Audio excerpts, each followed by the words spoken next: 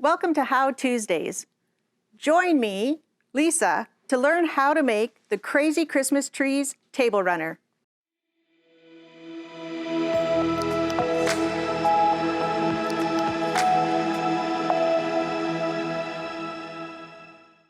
Here are the supplies you'll require for your Crazy Christmas Trees Table Runner. First up, the Cut Loose Press Pattern by Carla Alexander. You'll also need the Creative Grids Spider Web Ruler, a larger ruler for squaring up, fabric for your trees, as well as your backgrounds. You'll need backing and binding to finish your project, and a marking tool. Let's get started. Stack your tree squares and align the ruler as indicated. Trim on both sides of the spider web ruler. From the extra pieces, cut your 4 tree trunks. Now make 2 stacks with your background light fabrics. Cut a 3-inch strip from each side of your background fabrics. Those will be used for sashing later.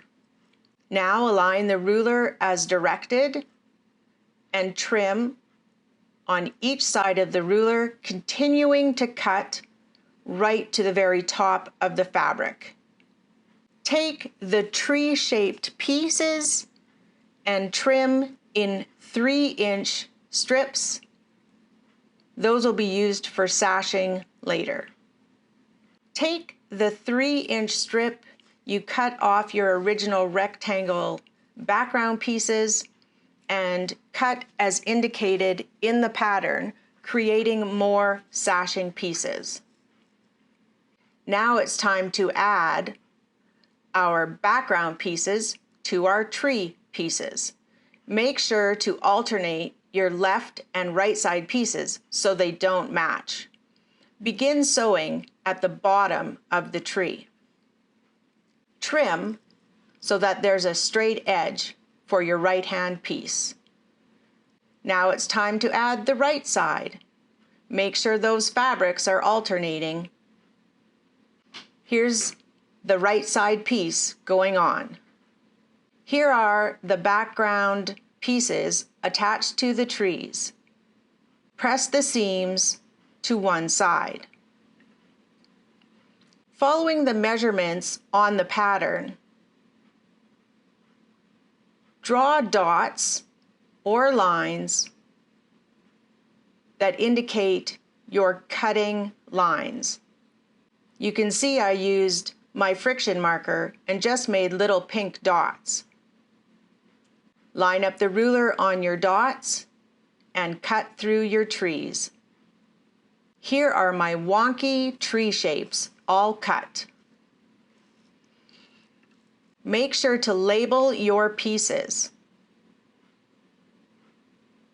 It's important to take piece A1 and trim it to the appropriate size.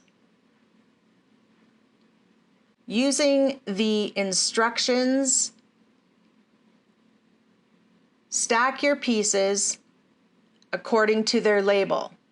Make sure to shuffle them so your trees are all different. Now sew your trees together. Make sure to use an accurate 1/4-inch seam allowance.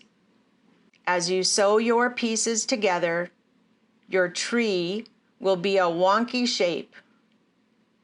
There they are, all crooked, but don't worry, we'll straighten them out. Align your ruler straight with the bottom edge where my pencil is pointing, and then slide it over to the right as far as you can go. That's where my pink friction marker is pointing, and make a straight cut. Now, using the directions and the appropriate size, square your block so that it's nice and straight on all 4 sides. See where my pencil is pointing? I made sure I had at least a 1/4 inch left at the top. Here are my squared up blocks. Now take all of your sashing pieces you've cut, shuffle them, and sew them into a long strip. Remember to stagger those edges. Your pieces should match at the 1/4 inch point. Then when you press it, it's a straight line. Now it's time to trim those strips. It's almost impossible to get them straight. Trim one side and then trim the other side to the appropriate size. Cut your sashing pieces as well as the pieces you'll need to build your tree trunks at the bottom. Add your smaller pieces to the tree trunks you cut at the beginning, and now add the tree trunks to the bottom of your trees. The last step is to add the sashing in between your blocks. Sew all your blocks together with the sashing strips, and your Tablerunner top is finished. Quilt it as desired. You could stitch in the ditch or do an all-over stitching design. It's personal preference here. Here is my completed Tablerunner. This was a fast and fun project, very forgiving, with very few corners to match.